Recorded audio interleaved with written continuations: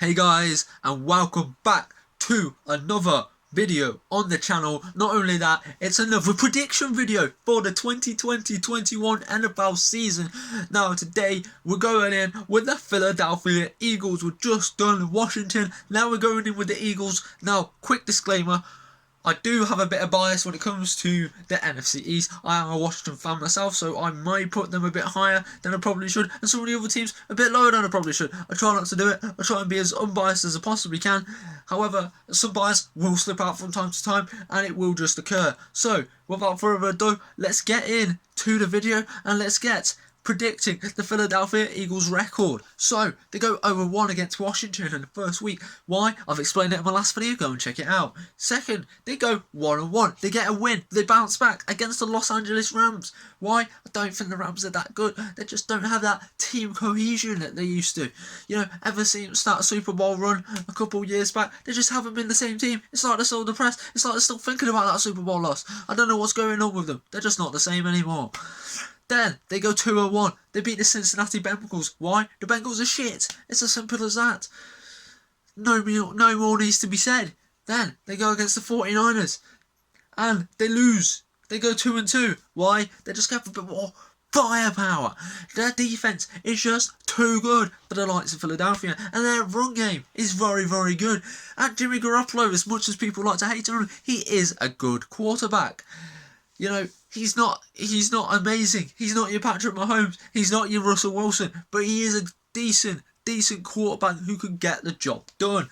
Then they have another out against the Steelers. Why? The defense is amazing. Not only that, Big Ben Roethlisberger is back. And Mike Tomlin is an amazing coach. I can't see anyone but the Steelers winning that game. And it's as simple as that. Then they have another out against the Baltimore Ravens. Why? Again, too much firepower. Lamar Jackson, amazing quarterback, one of the best in the league. Marquise Brown, great wide receiver. There's more. I could go on forever, but I'm not going to. I'm going to go to their win against the New York Giants. Then we have them having another one. Another win against the Dallas Cowboys. Why? Well, the Giants are shit, and the Cowboys are shit. No. The Giants are shit, and there's not a lot that really needs to be said there. They have some good weapons. I'm not going to completely take everything away from them, but they're not that good. And the Cowboys, I think, are pretty even with the Eagles. I think they're going to split this year. I'm going to give them an L against the Cowboys later on in this prediction video. And if the Cowboys sweep the Eagles or the Eagles sweep the Cowboys, I think both games will be pretty close, and whoever loses will be quite unlucky. But then we go in, they face the Giants again, they get another win, they sweep the Giants, because the Giants are extra shit. Then they have the Browns, they beat the Browns as well. Why? Because the Browns are pretty shit.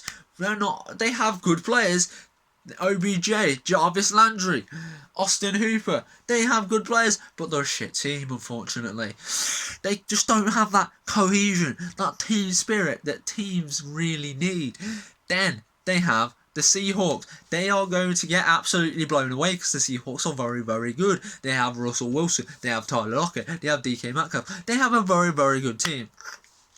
They have the Packers next. They're going to have another out because they have Aaron Rodgers, a very, very, very good quarterback. And they have Davante Adams, a very, very good wide receiver. They are just a very, very good team that's much better than the Eagles, so they're going to win. It's as simple as that. And it's quite far into the season. Carson Wentz is probably injured by now. So then they lose again to the Saints because the Saints are very good. They have Drew Brees.